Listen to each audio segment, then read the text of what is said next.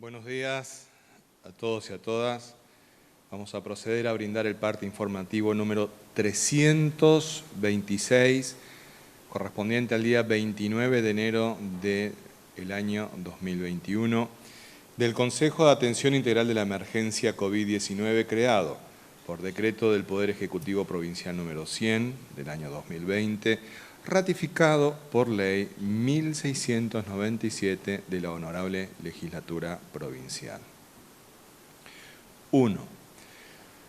En las últimas 24 horas se han realizado 1.712 test de vigilancia y búsqueda activa de casos, arrojando 8 de ellos resultados positivos a coronavirus, correspondiendo a Clorinda, 5, 3 contactos estrechos en cuarentena y 2 consultas por egreso. Ingeniero Juárez, 1, contacto estrecho en cuarentena.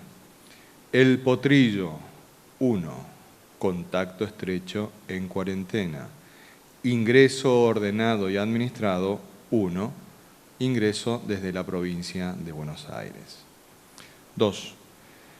En el día de la fecha se darán de alta médica a 26 pacientes, siendo ellos 2 pacientes del Centro de Atención Sanitaria número 4 de Clorinda, 9 pacientes del Centro de Atención Sanitaria número 10 de Ingeniero Juárez, 10 pacientes del Centro de Atención Sanitaria número 7 de Ingeniero Juárez, 4 pacientes del Centro de Atención Sanitaria número 5 del Chorro y 1 paciente del Centro de Atención Sanitaria número 9 del Chorro. 3. Informamos que en el Hospital Interdistrital de la Contingencia COVID-19 están internados 49 pacientes, de los cuales 8 se encuentran en terapia intensiva, 4 de ellos en estado grave con asistencia respiratoria mecánica. Asimismo, informamos que en la última semana en dicho hospital monovalente se logró retirar del respirador a 6 pacientes a partir de la mejoría lograda con el plan terapéutico de acuerdo a los protocolos médicos vigentes. La mayoría de estos pacientes llevaban más de 15 días con asistencia respiratoria mecánica. Hoy, 2 de ellos siguen en terapia intensiva a fin de recuperar fuerza muscular y los restantes 4 se encuentran en sala general siguiendo su recuperación. 4. Los datos acumulados de la provincia al día de hoy son los siguientes. Total de casos diagnosticados, 1.131. Total de casos recuperados, 882. Casos activos, 208. Fallecimientos por coronavirus, 10. Casos en tránsito con egreso de la provincia, 31. Cantidad de test realizados a la fecha, 71.147 con un 1.59% de positividad. 5. Con relación a las ciudades con incidencia diferenciada de COVID-19, los datos actuales son los siguientes. Clorinda, casos diagnosticados, 259. Casos activos, 89. Fallecimientos por coronavirus, 6. Contactos estrechos en cuarentena, 116. Ingeniero Juárez, casos diagnosticados, 246. Casos activos, 24. Fallecimientos por coronavirus, 2. Contactos estrechos en cuarentena, 72. El Chorro, casos diagnosticados, 124. Casos activos, 7. Contactos estrechos en cuarentena, 21. Los Chiriguanos, casos diagnosticados, 15. Casos activos, 14, contactos estrechos en cuarentena, 50. Formosa Capital. Casos diagnosticados, 124. Casos activos, 40. Contactos estrechos en cuarentena, 205. 6. Los números de las últimas 24 horas relativos a la tarea preventiva que lleva adelante la policía en toda la provincia son los siguientes. Ingreso de camiones de carga, 664. Control en la vía pública, 16.953 personas y 5.152 vehículos. Infracciones, 148 vehículos por restricción de circulación y patente y 585 personas por restricción de circulación y no uso del barbijo. Ingreso irregular judicializado, 2. Fiestas privadas intervenidas, 3. 7. Continúa avanzando el ingreso ordenado y administrado de personas a nuestra provincia. A la fecha, ingresaron efectivamente a Formosa 13.529 personas desde la implementación de este programa. Actualmente se encuentran en cuarentena 1.709 personas y ya han cumplido esta medida preventiva 20.218 personas. 8. Ante la detección de nuevos casos positivos a coronavirus sin nexo epidemiológico en Ingeniero Juárez, lo cual es indicativo de circulación viral comunitaria de baja intensidad, este Consejo de Atención Integral de la Emergencia COVID-19 resuelve la prórroga del bloqueo sanitario y del aislamiento social preventivo y obligatorio en el departamento Matacos hasta el día 12 de febrero próximo inclusive. 9. Teniendo en cuenta las características de la situación epidemiológica del departamento Matacos, mencionada en el punto anterior, se avanza a partir del día de mañana el reinicio gradual de actividades, incluyendo en esta primera etapa a la obra privada de construcción hasta 10 obreros en forma simultánea, personal del servicio doméstico y tareas de mantenimiento, peluquerías y barberías, venta de automóviles, motos, de quiniela, de seguros e inmobiliarias, actividades profesionales colegiadas y comercio minorista en general, con horarios de 8 a 12 y de 16:30 a 20:30 horas.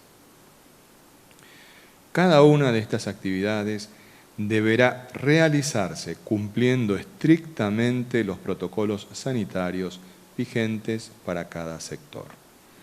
El mantenimiento de las habilitaciones dispuestas en el día de hoy, así como el avance hacia nuevas etapas de apertura gradual, dependerán de la evolución epidemiológica que se verifique en dicho departamento. Los permisos de circulación para las actividades habilitadas estarán disponibles en la página www.formosa.gov.ar a partir de la medianoche. 10. Habiendo transcurrido más de una semana sin verificarse casos positivos a COVID-19 en la ciudad de Formosa por búsqueda activa de casos o consultas espontáneas, este Consejo de Atención Integral de la Emergencia COVID-19 toma la decisión de habilitar a partir del día de hoy, en el marco del aislamiento social preventivo y obligatorio, la realización de actividades físicas de caminatas y paseos en bicicleta recreativas al aire libre. Estas actividades se deben realizar de manera individual y con el uso obligatorio del barbijo. Las demás medidas sanitarias, ordenadas a proteger la vida y la salud de la población se mantienen. 11. Con provincianos. En el día de ayer, el secretario de Derechos Humanos de la Nación se expresó luego de visitar personalmente diversos centros de alojamiento preventivos, centros de asistencia sanitaria, de conversar con las personas allí alojadas y con todos los sectores políticos y sociales que le solicitaron audiencia. Las conclusiones del secretario de Derechos Humanos de la Nación fueron contundentes. En Formosa no existen violaciones sistemáticas a los derechos humanos y constituye un chiste y una banalización que cierto sector político haya hablado de centros clandestinos de detención o desaparición de personas en la provincia. Estas declaraciones del funcionario nacional, que reflejan la realidad de la provincia, dejan en evidencia las falsedades vertidas en los medios de comunicación sobre el gran trabajo que venimos realizando juntos, pueblo y gobierno, en defensa de la salud y la vida de todos los formoseños y formoseñas. Nos hacemos eco del pedido realizado por el secretario de Derechos Humanos de la Nación hacia los medios de comunicación para que no malinformen en medio de esta tragedia que significa la pandemia. Asimismo, esperamos que la oposición política nacional y local encuentren formas más dignas de hacer política que no sea buscando rédito electoral en una emergencia sanitaria que está causando tantas muertes y tanto daño en el mundo y en nuestro país. No bajemos los brazos, más unidos que nunca, más firmes que nunca. En Formosa no se rinde nadie. Este ha sido el parte informativo número 326 del Consejo de Atención Integral de la Emergencia COVID-19. Somos una gran familia, los formoseños y las formoseñas. Por eso nos importa y mucho el estado de salud de cada uno de los miembros de esta gran familia que están cursando en este momento la etapa clínica de la enfermedad. Por ello, nuestro médico infectólogo, el doctor Julián Vivolini, nos brindará el parte respectivo. Doctor. Muchas gracias, buenos días, saludos a todos y a todas. Bueno, como recién se estuvo nombrando y comentando en el parte de estas personas que van a terapia intensiva y se van recuperando, ¿sí? No todas las personas que van ahí no tienen recuperación, no, justamente la idea de la terapia intensiva es obviamente salvaguardar la vida y evitar las mayores complicaciones posibles. Obviamente no todos tienen la suerte o la posibilidad de poder llegar a tiempo y hacer ese tratamiento oportuno.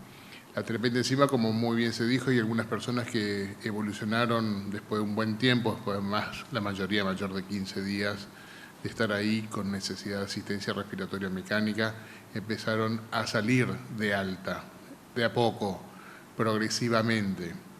Eso es lo que nos permite también tener hoy esta tasa de letalidad o la tasa de mortalidad que siempre hablamos o que el ministro a veces hace mención en sus diapositivas, ¿sí? Esa letalidad o esa mortalidad se debe no solamente a hacer el diagnóstico, sino a hacer el tratamiento y que ese tratamiento a su vez sea efectivo, ¿sí?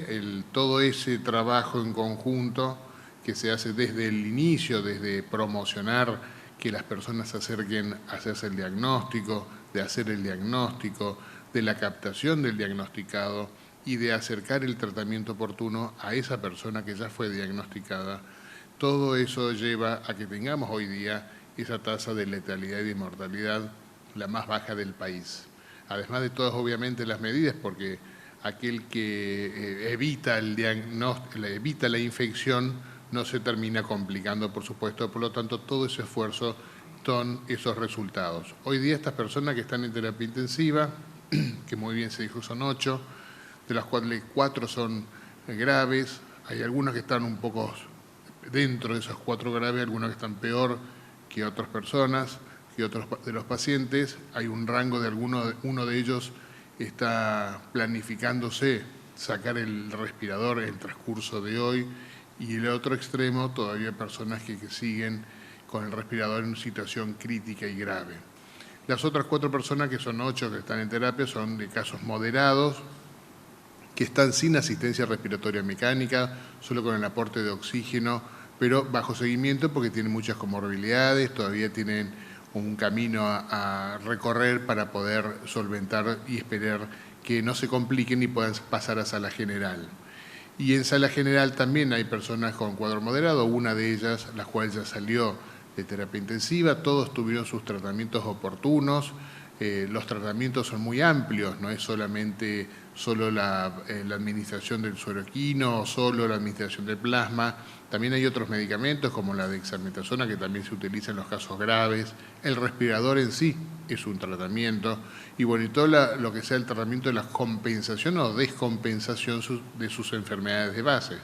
Todo es un combo de tratamiento y de seguimiento y evaluación con los laboratorios, el seguimiento clínico, tanto de todos los médicos que atienden a estas personas. Así que dentro de todo estamos con un buen resultado que se debe al esfuerzo de todos y de todos los trabajadores de la salud, por supuesto. Gracias. Gracias, doctor Vivolini. Entre tantas mentiras que se dijeron, impulsadas también por muchos comprovincianos que no se terminan de convencer de que tenemos que trabajar juntos por la salud y la vida de todos y todas,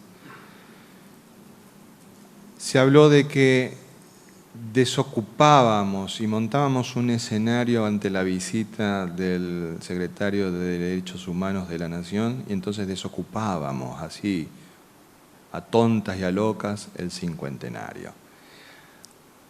Falso, de una falsedad absoluta, una mentira. ¿Por qué? Porque es el proceso natural de la epidemiología. Al respecto, nuestro médico infectólogo, el doctor Mario Romero Bruno, nos brindará esa explicación y a continuación, otro aspecto también relevante en este tiempo. Nos va a explicar el proceso de los hisopados. Doctor. Buenos días, formoseñas, formoseños. La única verdad es la realidad. Y la realidad la mostramos todos los días, en los partes diarios, claramente, con absoluta transparencia. La cantidad de casos que van evolucionando día por día, de qué lugar, en qué circunstancias. Cuántos casos tenemos día por día, cuántos se van de alta, cuántos están activos. Estos son los números que reflejan el estado de salud de una población. Siempre decimos son números, son fríos, sí, pero de alguna manera reflejan la evolución de esta pandemia. Entonces muchas veces nos referimos a números en cantidad de muertes. En realidad nosotros sabemos exactamente los 10 fallecidos de nuestra provincia. Pero de alguna manera quiero reflejar en estas estadísticas, en estos números, cómo fue evolucionando esta situación durante estos días de enero. Y también vamos a reflexionar cómo nos comportamos nosotros ante esta gran adversidad que nos tocó vivir. Por un lado, recordemos que allá el 31 de diciembre del año pasado, decíamos en nuestra parte que teníamos un total de 321 personas diagnosticadas. 321 personas diagnosticadas. Hoy, el parte de hoy, decía 1.131. Multiplicamos casi por 4 en el transcurso de este mes. 4 veces más, o 3 veces y media más, la cantidad de casos totales que ha tenido la provincia durante este mes. Hablamos de que teníamos recuperados el 31 de diciembre, de esos 321, 240 personas, más del 80%. Y teníamos 58 casos activos, con un solo fallecido. Eso era nuestra realidad epidemiológica el 31 de diciembre del 2020. A los números de hoy, como mostraba el parte, donde tenemos 882 personas recuperadas, el 80% está recuperado al día de la fecha, 208 están activos en el día de la fecha y 10 fallecidos. 31 personas se han ido fuera de Formosa a seguir su tratamiento afuera. Ahora, ¿cómo evolucionó durante este tiempo? Bueno, este es el gráfico que vamos a mostrar ahora en pantalla. Fíjense cómo ya el 1 de enero comenzaban a aumentar la cantidad de casos. En líneas azules vamos a ir viendo la cantidad de casos diarios que se van diciendo. Y en líneas naranjas es la cantidad de altas que se van dando. Y esto es día por día. Este es un gráfico que va reflejando la cantidad de casos diarios. Fíjense que el pico de casos lo tuvimos el día 11, el 11 de enero, ese marcado en un círculo rojo, fue la cantidad de casos, que más casos tuvimos ese día. Y en ese día, el día 11 de enero, llegamos a 832 casos totales, con 291 recuperados y 508 casos activos. Pasamos, decíamos, de tener 58 casos el 31 de diciembre a 508 casos activos internados, ese día 11 de enero. Esto también refleja cuál fue el comportamiento de un sistema de salud para poder enfrentar esta situación. La mayoría de los casos, ustedes recuerdan, fueron los casos que aparecieron en este brote de la zona oeste, Ingeniero Juárez, El Chorro, aparecieron otros casos más después, aumentó la cantidad de casos de Clorinda y comenzamos a tener casos también en Capital. ¿Cómo evolucionó día por día esta situación? Seguimos teniendo casos en líneas azules, habitualmente 40, 50 casos llegamos a tener en los mayores días, durante los días siguientes, pero fíjense a partir del 20 de enero cómo la curva azul se va disminuyendo y el día de hoy es un ejemplo más. Ayer creo que tuvimos 2 o 3 casos, hoy tuvimos 8 casos diagnosticados. Esto es cómo evolucionó este aumento de casos que puso a prueba una vez más al sistema de salud. Tuvimos las camas suficientes para poder controlarlo, tanto en el hospital monovalente preparado exclusivamente para diagnosticar los casos moderados y graves. Estos resultados que mostraba también el parte de hoy, las personas que se han recuperado estando en asistencia respiratoria durante más de 12 días. Esto habla también del gran trabajo, del esfuerzo de un equipo de trabajo integrado por médicos, enfermeros, kinesiólogos, todos los que trabajan en el Hospital Interdistrital de Evita, pero también habla de la disponibilidad de una infraestructura, de un equipamiento, y también de lo que comenzamos ya hace un tiempo, primero en el tratamiento de la utilización de plasma de convalecientes, como también últimamente del suero equino hiperinmune, que la provincia adquirió para poder dar una mejor respuesta a estos casos graves. Y nos pone felices que 6 de ellos hayan salido de este estado más crítico. Por otro lado, nos muestra este gráfico cómo fue evolucionando las altas. A partir de tener muy pocas altas, porque teníamos muy pocos casos internados, a partir del día 10, el día 11, comienza a aumentar las altas de los casos que surgieron los primeros días. Y el pico máximo, ¿cuándo fue? A los 14 días del día 11, que es el día 25. El día 25 se dan la mayor cantidad de altas, porque se cumplen los 14 días de aislamiento. Algunas personas tienen que permanecer más tiempo, ¿por qué? Porque como requisito de dar mayor seguridad a la población y a cada uno de los habitantes, y lógicamente a la familia que recibe a la persona que ha estado infectada, se le piden como requisito que tengan 2 hisopados, 2 PCR negativas para poder darse el alta. Entonces, la gran mayoría de las personas se fue de alta a los 14 días. Quedaron unas pocas que se les siguieron repitiendo los hisopados para que en estos últimos días se hayan dado las mayores cantidades de altas, llegando al día de hoy, como decía, con el 20% únicamente de pacientes en actividad, 208 pacientes que siguen hoy todavía internados.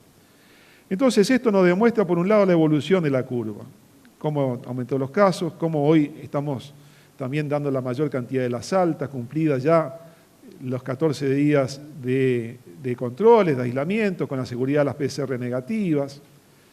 Esto es lo que se refleja y lógicamente lo que vio el visitante en esta avenida Formosa, donde ve realmente un Estado que ha estado preparado, que ha enfrentado una situación de mayor crisis, donde la hemos enfrentado entre todos, algunos con mayores temores, pero se han dado las medidas apropiadas que seguimos repitiendo, que siguen siendo las mejores.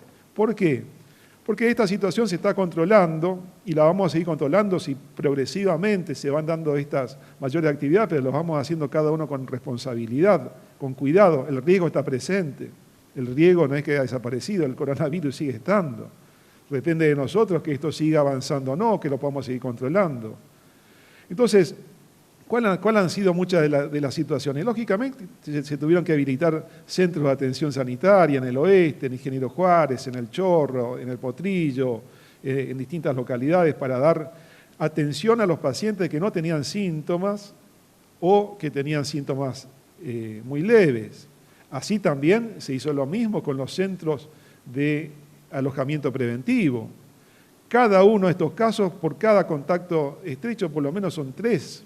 O sea, si hemos tenido 1000 casos, casi hemos enfrentado otro aluvión parecido en cantidad de contactos estrechos y pacientes, como ha sido mayor inclusive, de lo que hemos enfrentado cuando se dio este fallo de la Corte Suprema dando el ingreso masivo a las personas. Esto ha sido también un ingreso de pacientes masivamente al sistema de salud. Y se ha dado respuesta con estos resultados que seguimos teniendo hasta el día de la fecha, lamentando sí de haber pasado de 1 fallecido a fin de diciembre a 10 fallecidos en la fecha. Y ahí volvemos otra vez a insistir, ¿cómo seguimos acá? Lógicamente que esto es muy dinámico y lo vamos a ir viendo localidad por localidad. ¿Cuáles son los lugares que más nos preocupan hoy día? Sigue siendo, lógicamente, Clorinda. 10 de estos fallecidos son de Clorinda porque han llegado inclusive en etapas muy evolutivas y a consultas muy tardías.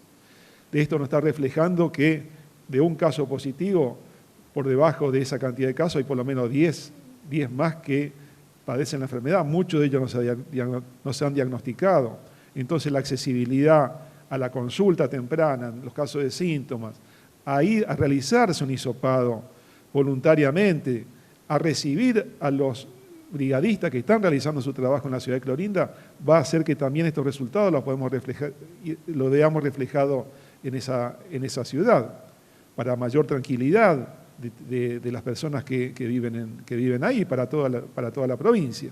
Así también en Ingeniero Juárez, es otro lugar también que sigue siendo un lugar donde seguimos mirando atentamente la evolución de los casos, donde se sigue haciendo la búsqueda activa de casos, donde se trata de identificar a los contactos estrechos, donde muchos de estos contactos estrechos tampoco quieren realizarse un hisopado. Y ahora vamos a hablar rápidamente de qué es este hisopado y por qué se realiza. Es el único método diagnóstico hoy efectivo para poder hacerlo. Estamos viendo también si se dan las condiciones para poder avanzar en otros elementos diagnósticos. Pero el momento diagnóstico hoy para hacer es la realización de un hisopado. ¿Por qué no se realizan las personas un hisopado? Y pasamos entonces a esta técnica del hisopado. Es un hisopado nasofaringio, se llama porque se hace con la introducción de un hisopo, justamente, lo voy a mostrar. Es un hisopo muy delgado que se introduce en las fosas nasales, en las 2 fosas nasales. De ahí se hace una técnica que ya la vamos a ver enseguida. Y a partir de este hisopo, que es un poquito, no vamos a decir de qué es bueno, este es, ahora lo voy a retirar y lo vamos a ver mejor. pero es dentro de ese plástico, estéril, lógicamente, está un hisopo que es el que se introduce en las fosas nasales. Entonces, es una técnica rápida, requiere una mínima capacitación, sí, para hacerla. Los enfermeros habitualmente, inclusive en su formación, hacen procedimientos muchísimo más delicados que esto. Por ejemplo, introducir una sonda nasogástrica, para un ejemplo. Una sonda nasogástrica es de un tamaño muchísimo mayor que esto, es el tamaño de esta virome, que se tiene que introducir en la fosa nasal también, pero con una finalidad distinta, que es justamente para evacuar el estómago o alguna cuestión de esa. Eso los enfermeros lo hacen cotidianamente. Está dentro de su práctica habitual. Esta es una técnica mucho más sencilla. Este es entonces el hisopo que se utiliza, haciendo primero un hisopado en cada fosa nasal, y con otro hisopo se hace también una toma de muestra de la zona faríngea. Con estos dos hisopos que se colocan en un tubo, que es el lugar preferido justamente por el virus para poder introducirse dentro del organismo, está en la parte posterior de la nariz y en la garganta, se envía en ese tubo la muestra a los distintos laboratorios que hoy están procesando PCR aquí en Formosa. A partir de ahí tenemos el resultado, que después nos permite tomar las acciones correspondientes al control. Entonces, en imágenes, para ver un poquito cuál sería la técnica. La técnica de hisopado, entonces, está realizada por personal que está entrenado para esto, ha sido capacitado, está entrenado, se colocan los elementos de bioseguridad correspondientes, el barbijo correspondiente, usa una máscara habitualmente, el equipo de protección personal con el camisolín respectivo, los guantes descartables, que en cada paciente se van descartando los guantes y se van desinfectando con alcohol, eliminando cada uno de estos guantes en los residuos biopatogénicos. Vemos que en una mano está colocado, tiene los tubos que después para enviar la muestra. La persona en una posición sentada, relajada, se le pide que esté relajada porque es una técnica que dura menos de un minuto, y en un ángulo de inclinación que permite entonces la introducción de este hisopo. Fíjense que inclusive el hisopo de la muestra es un poquito más grueso del que estamos utilizando en la fecha. Este es en otro gráfico, donde se acumula en la parte nasal, vemos que ingresa entonces en un ángulo hacia abajo, en la parte posterior de la faringe, se introduce habitualmente, son 4 o 5 centímetros que se introduce el hisopo, y rápidamente se retira de una fosa nasal, se introduce en la otra y eso se coloca en el tubo. Lo mismo para el caso de la muestra faríngea, donde se le pide a la persona que saque la lengua y que diga la letra A, justamente porque permite la apertura de las amígdalas, de la faringe, y también en la parte posterior se hace rápidamente un hisopado. Y con esto se completa, ya les digo, en menos de un minuto este estudio. Es un estudio sencillo, donde los inconvenientes son menores, es un inconveniente menor, esto es menos molesto que ponerse una inyección, es así. Entonces, también de esta manera, en este gráfico vemos lo mismo, cómo se hace la técnica del hisopado, puede causar unas molestias menores durante ese momento, el hisopo se gira, se hace un giro para poder raspar y sacar el virus justamente de las células, y después se envían estas muestras al laboratorio para su procesamiento. En algunos casos también, como muestra la imagen a la derecha, para el hisopado faríngeo se utiliza un bajalenguas, que es también una manera más efectiva de tomar la muestra. Entonces, esta es la técnica generalmente que muchas personas, al no conocerlas, y por comentarios o experiencias de alguna persona, que no es la de la... Llevamos a haber realizado hasta el día de la fecha, decíamos, 71.147 hisopados. 71.147 hisopados. Estamos en el más del 10% de la población hisopada, en cantidad de hisopados, de los ingresos, los contactos estrechos, todo. O sea, ¿cuánto inconveniente ha habido con esta cantidad de hisopados? Que yo reconozca, ha sido alguna persona que ha salido por ahí a manifestarse de esa manera, con lo inconveniente que puede tener, pero son menores. Y siempre medimos en esto el beneficio que tienen hacer estos resultados. Y con esta es la manera que podemos rápidamente hacer este diagnóstico. Yo lo voy a hacer de manera práctica, cosa que también no quede dudas, digamos así, de la efectividad de hacer esto, cosa que veamos que realmente es un procedimiento sencillo, sencillamente se lo puede realizar, ¿no? Esto es...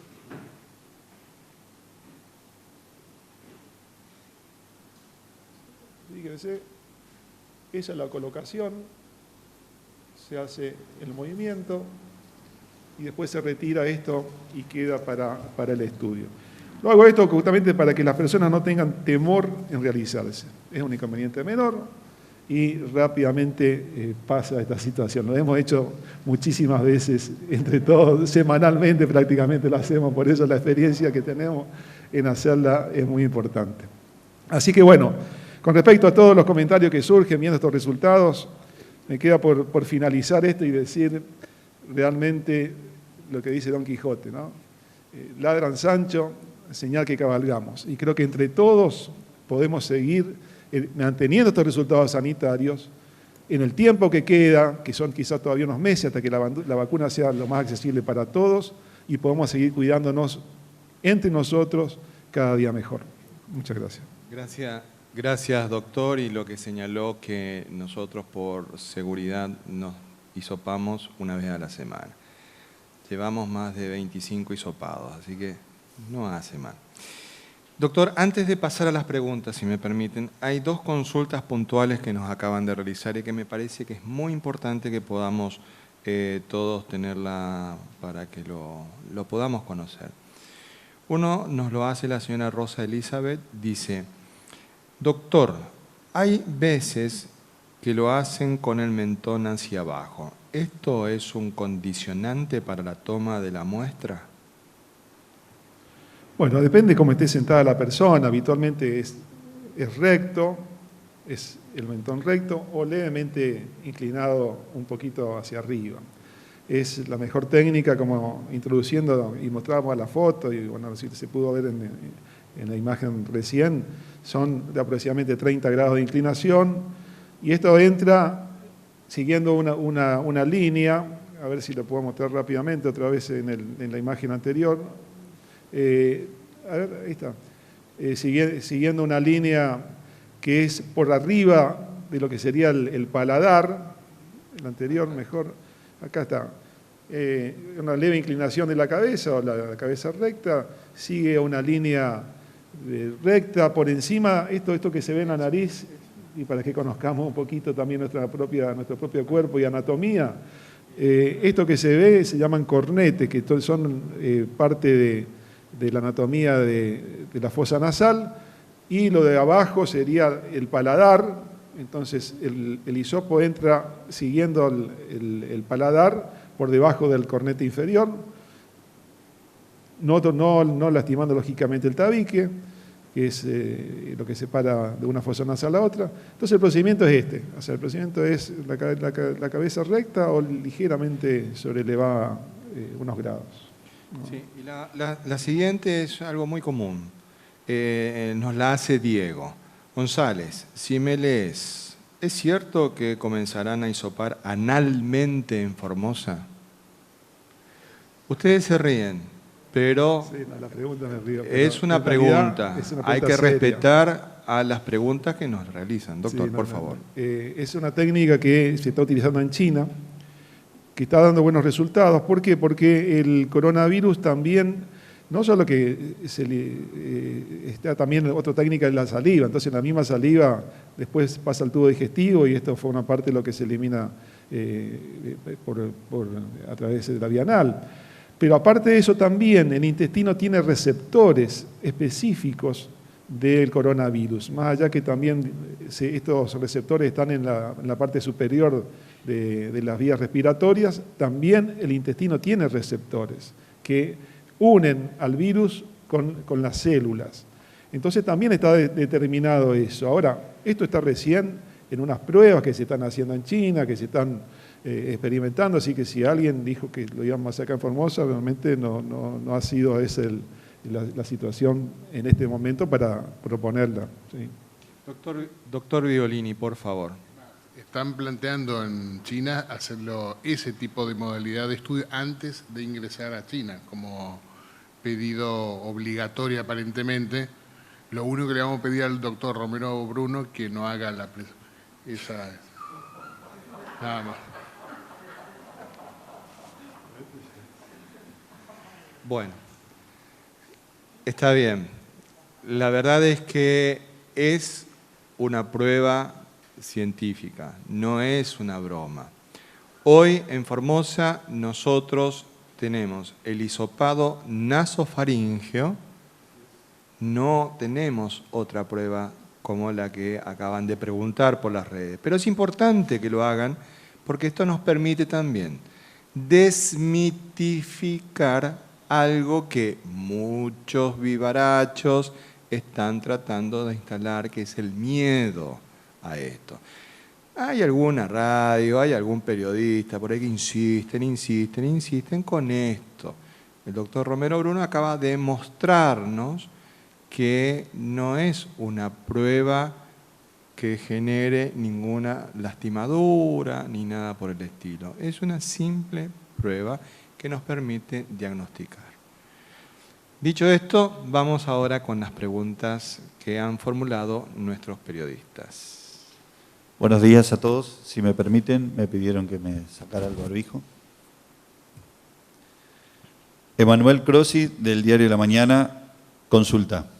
El secretario de Derechos Humanos adelantó que brindará recomendaciones para efectivizar los trabajos en los centros de alojamiento, influenciando que personas no sean llevadas en móviles policiales. Queremos saber qué apreciaciones brindó Pietragala al Consejo para saber cuáles serían estos aspectos que se pueden mejorar.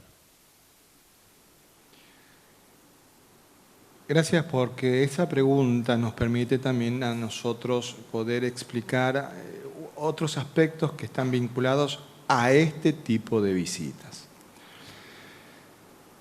Nosotros tenemos permanentemente visitas de distintos organismos internacionales vinculados a distintos aspectos.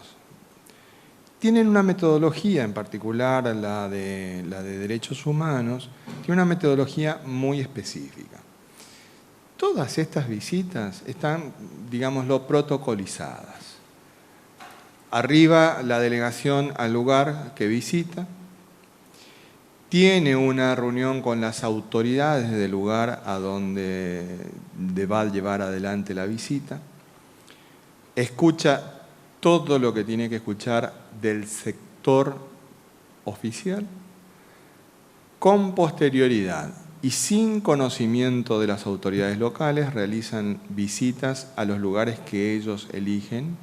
No es que previamente fue acordado los lugares que van a visitar, sino que los eligen al azar, siguiendo una agenda propia, no una agenda impuesta por las autoridades locales. Con posterioridad de ello, tienen distintas reuniones con los distintos sectores que hayan solicitado. Después de esas 3 etapas de la visita, realizan generalmente un contacto preliminar con la prensa donde señalan algunas líneas de lo que ellos pudieron observar, ver, constatar.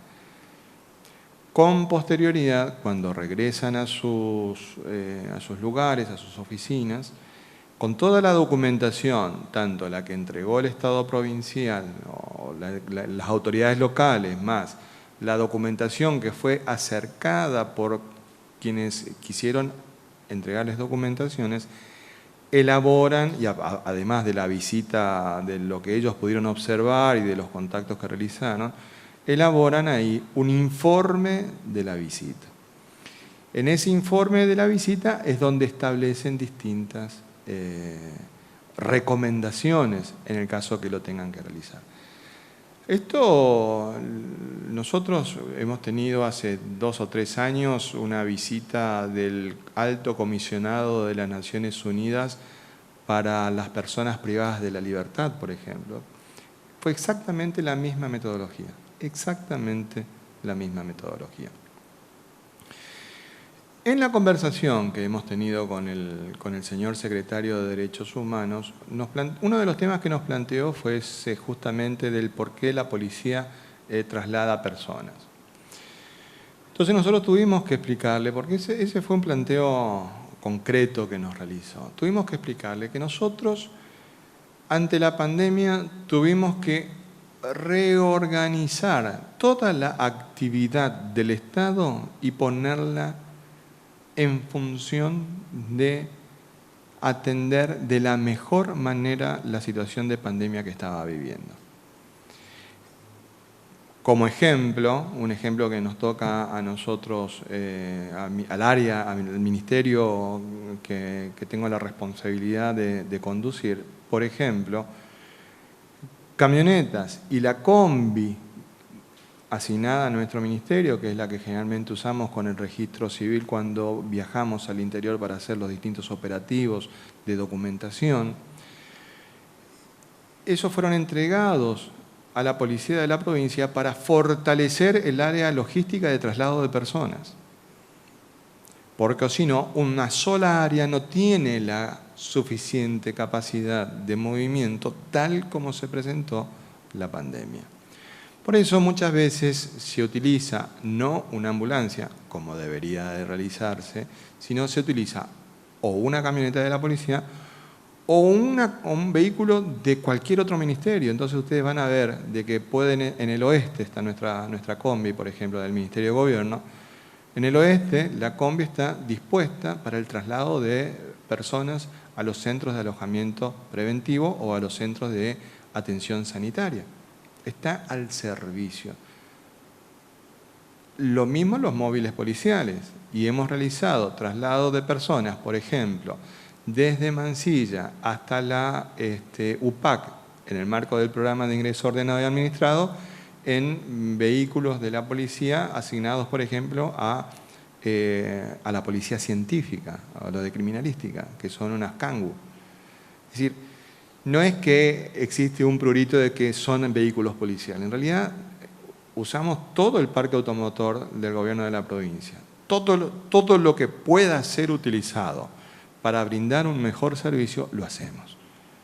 Digo, decimos esto solamente porque usted hizo mención a la cuestión de los vehículos policiales. Otras recomendaciones, y vamos a esperar el informe del secretario Petragala, ¿sí? Que vino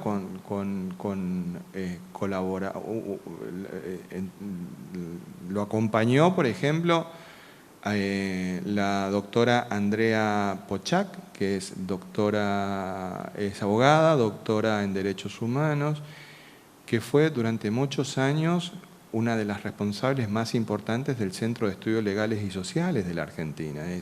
No es que vino Petragala solo y dijo algo. Que se enojen algunos es otro tema. Que los que quieran seguir haciendo política con esta cuestión estén molestos por lo que dijo es otra cuestión. Y puntualmente dijo algo que es lo que nosotros rescatamos en nuestra parte de hoy, en el cierre, de que no existe una política sistemática de violaciones a los derechos humanos. Textualmente dijo eso. No existe una política sistemática de violación a los derechos humanos.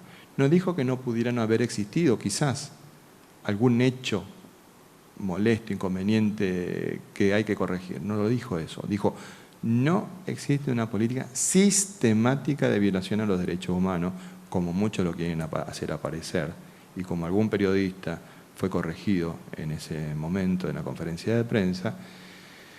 Y también señaló de que no pueden banalizar señalando de que los centros de alojamiento preventivo sean centros clandestinos de detención. Porque también, así como recibió a las personas que han realizado numerosas denuncias, también recibió a las víctimas de la dictadura militar.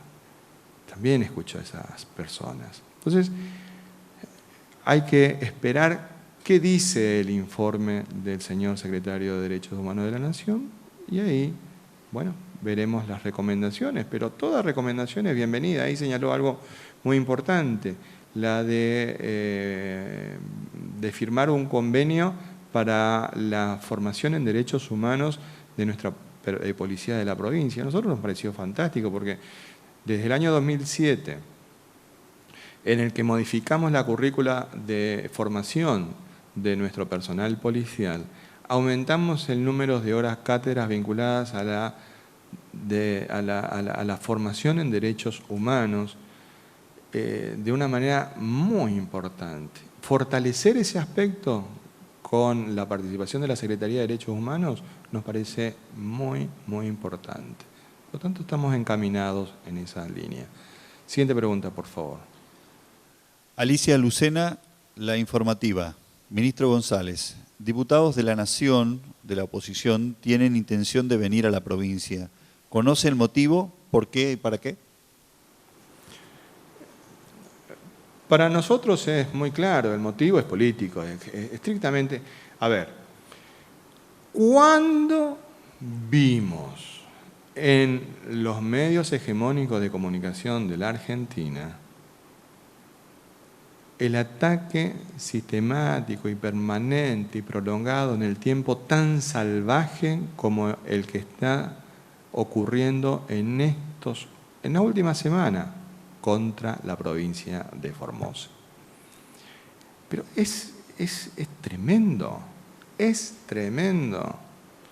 La verdad es que existe una situación tal de generación de escenarios que uno mira acá y parece que están hablando de otro país, pero están hablando de nosotros, de ustedes que están mirando en la televisión, en las plataformas de comunicación, esta conferencia diaria que tenemos de todos los días. Entonces montan un escenario y después se montan en ese escenario generado aquellos que están buscando un rédito político. Y los conocemos y sabemos quiénes, y somos todos conocidos acá en Formosa. E insisten, e insisten, e insisten. La verdad es que para nosotros es más que evidente que se trata de una búsqueda de un resultado electoral a todas luces montado sobre una situación particular en concreta. Mire, el secretario de Derechos Humanos ayer en la conferencia de prensa, la vi a través de la red de medios, señaló, miren, nosotros habíamos tenido, decía, denuncias contra Jujuy, y actuaron como corresponde actuar a la Secretaría de Derechos Humanos. Sin embargo, nadie. Y de Jujuy, ¿cuántos muertos estamos hablando de Jujuy? Nadie se preocupa por eso. De la ciudad autónoma, nadie se preocupa de la cantidad de muertos. Y acá no discuten determinadas situaciones. Que haya cuestiones que corregir o no, las hay. Pero miren, les vamos a contar algo. Cuando uno tiene la oportunidad de hablar con periodistas de Buenos Aires, por ejemplo, hoy tuvimos la oportunidad nuevamente de salir con el señor Ernesto Tenenbaum. Cuando uno logra explicar determinadas cuestiones, les cambia la mirada de la situación. Cuando ellos hablan de Formosa, una cosa así lejana en la nebulosa, y cuando hay silencios, esos silencios se llenan de prejuicios. Se llenan con los prejuicios que tienen ellos sobre nosotros, todos nosotros. Por más que alguno de acá se crea que es genial, fantástico, no, también caen en la bolsa.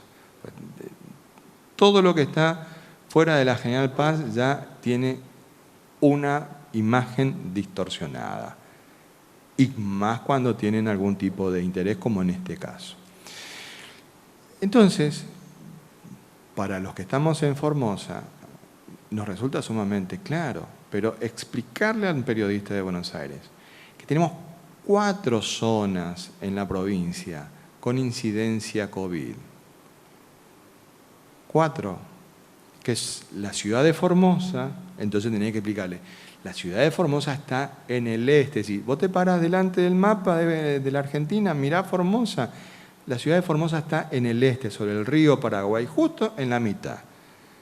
Esa es una zona que tiene bloqueo sanitario. La otra zona que tiene bloqueo sanitario es Clorinda. Clorinda está arriba. En el mapa de Formosa, arriba, donde está la curva, frente a Asunción. ¿Por qué tiene bloqueo sanitario? Porque la situación epidemiológica de Clorinda es particular, dadas las características de la dinámica de frontera que tiene Clorinda, que es la única ciudad de un país que está ubicada frente a la capital de un país extranjero. No existe otra situación como la que tiene Clorinda. Es única. Una ciudad que está ubicada frente a la capital de un país extranjero. Esos 2 lugares solamente están con incidencia COVID en el este.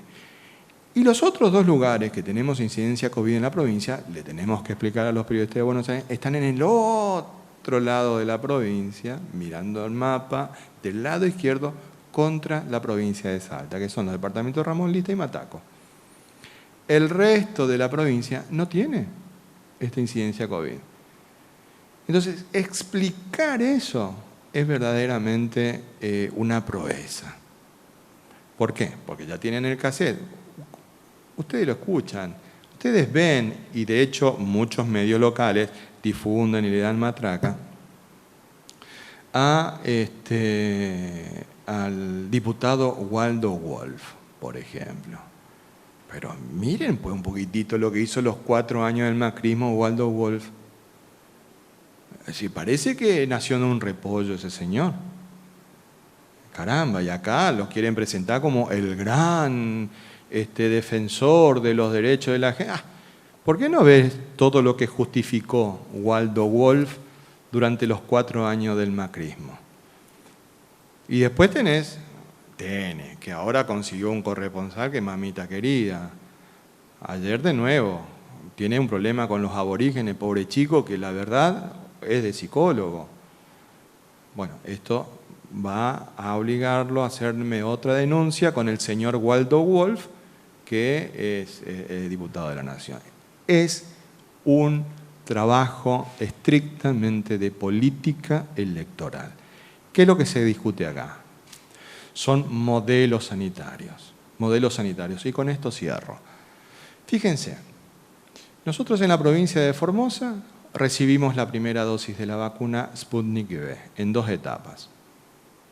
Se vacunaron todas las personas en 2 días. En 48 horas nosotros vacunamos con la totalidad de las dosis que nos llegaron de la vacuna Sputnik V, primera dosis. Llegó la segunda dosis de la Sputnik V. En 48 horas cubrimos los primeros que se habían vacunado con la Sputnik V. Ayer llegó la segunda parte de la Sputnik V y ayer mismo ya se empezó a vacunar y seguramente hoy o mañana ya vamos a terminar el esquema vacunatorio de las 3.600 dosis que nos mandó el Estado Nacional de las Vacunas. ¿Ustedes saben cómo marcha el proceso de vacunación en la Ciudad Autónoma de Buenos Aires? Entonces, esto es política sanitaria, pero también es política educativa, también es política de inclusión. Y cuando te muestran 2 modelos distintos, te das cuenta por qué están escudándose en esta excusa banal para atacar a la provincia de Formosa. Siguiente pregunta, por favor. Sergio Velar, Sensación 100.5, Pozo del Tigre. Buenos días a todos. Queremos agradecer al señor gobernador y a todos los integrantes del Consejo COVID por el trabajo responsable y veraz que vienen realizando. La pregunta es, ¿las vacunas que próximamente llegan al país y serán distribuidas a las distintas provincias se priorizarán a los docentes o seguirán con el personal de salud y seguridad como lo vienen haciendo, ya que se aproximan la presentación de los docentes en febrero en las escuelas para las clases? Sí, el calendario está escalonado, como siempre se dijo. En los primeros escalones es el personal que más riesgo de exposición tiene ante estas personas, por lo tanto ese es el personal de salud y también el personal de seguridad, así que primero hay que completar esos escalones. A medida que siguen los siguientes escalones son las personas mayores de 60 o de 70 años y también está contemplado los docentes que se está evaluando en base a esto, lo del inicio no de presencialidad de las escuelas, pero eso también se está evaluando. Todo dependerá obviamente de la cantidad de dosis que uno disponga, porque si las dosis son muy insuficientes hay que terminar de vacunar los escalones, los primeros escalones. Sergio Lazar, Radio Parque. Ante el anuncio de diputados nacionales de Juntos por el Cambio, que desde la Comisión de Libertad de Expresión y Derechos Humanos del Congreso de la Nación realizarían una visita a Formosa para evitar el avasallamiento de derechos humanos, el gobierno provincial, si es que se llega a concretar la visita, aplicará las mismas medidas y protocolos que con el secretario de Derechos Humanos de la Nación.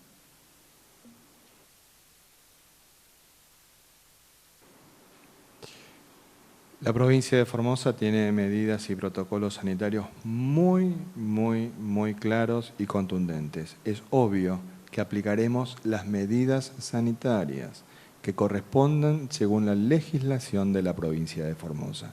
Insistimos con un punto. Acá no hay nadie con coronita. Siguiente pregunta, por favor. Palma Verónica Liliana, Radio Fénix 105.3, Ingeniero Juárez. Señores ministros del Consejo COVID, los familiares del personal de salud y de seguridad del oeste formoseño, Departamento Matacos y Ramón Lista, consultan ¿cuándo se les aplicará la primera dosis de la vacunación a dicho personal?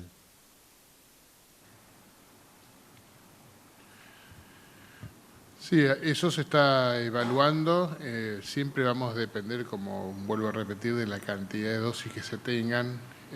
Hay que ver ahora cuándo vienen las primeras, esa tanda de 200.000 dosis que llegaron ahora en estos días, cuántas corresponden a la primera dosis, pues si esas de 200.000, ejemplo, son 100.000 de primera dosis y 100.000 de segunda dosis, en realidad son solo 100.000 para la tanda, porque siempre son dos vacunas distintas. Por lo tanto, es menos cantidad de población a ser vacunada, por lo tanto va a depender mucho de eso. En algún momento, obviamente, se realizará esa vacunación, porque la idea es vacunar a lo ideal es vacunar a toda la población, partamos de ahí. Obviamente que como eso no se dispone actualmente, hay que buscar las personas que tienen mayor riesgo, y es lo que se está haciendo. Alejandro Richard, Radio Nacional Formosa, Radio Nacional Las Lomitas. ¿Habrá un horario específico para las actividades físicas y paseos en bicicleta al aire libre? Nosotros, en primer lugar, apelamos a la responsabilidad de cada uno de los ciudadanos y de las ciudadanas. Nosotros debemos recordar de que el día 25 de mayo habíamos iniciado este proceso de habilitación de las actividades de caminata. Y de hecho, no olviden de que existe un protocolo al respecto. Cuando hablábamos de esto, hablábamos de que la actividad era individual, con una distancia de 2 metros hacia los costados y de 10 metros entre persona y persona. También habíamos señalado de que teníamos que organizarnos de mañana y de tarde, pero vamos a apelar a la responsabilidad de todos y de todas. Estamos juntos llevando adelante este gran desafío de que la nueva normalidad nos permita ir generando los nuevos hábitos que estamos incorporando. El virus ya no avisó, el virus ya nos avisó y nos golpeó fuerte. Solo en el mes de enero hemos tenido 9 muertos. 9 muertos. Con esto el virus nos dijo, miren que conmigo no hay bromas. Entonces,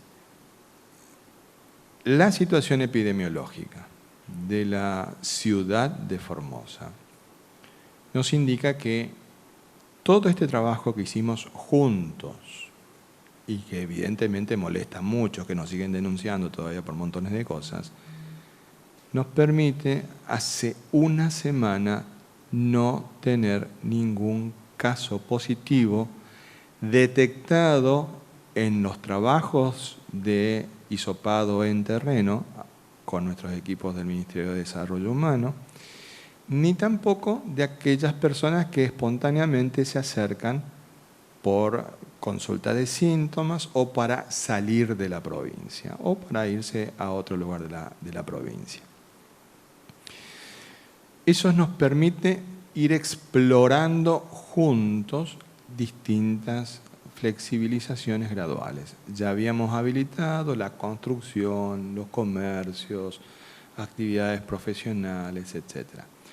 Ahora damos un pasito más, el de la actividad física recreativa, caminatas y bicicleta, individual. Avancemos juntos, cuidémonos, pero si nosotros, entre todos, nos cuidamos, vamos a continuar avanzando hacia esta nueva normalidad que nos exige el coronavirus.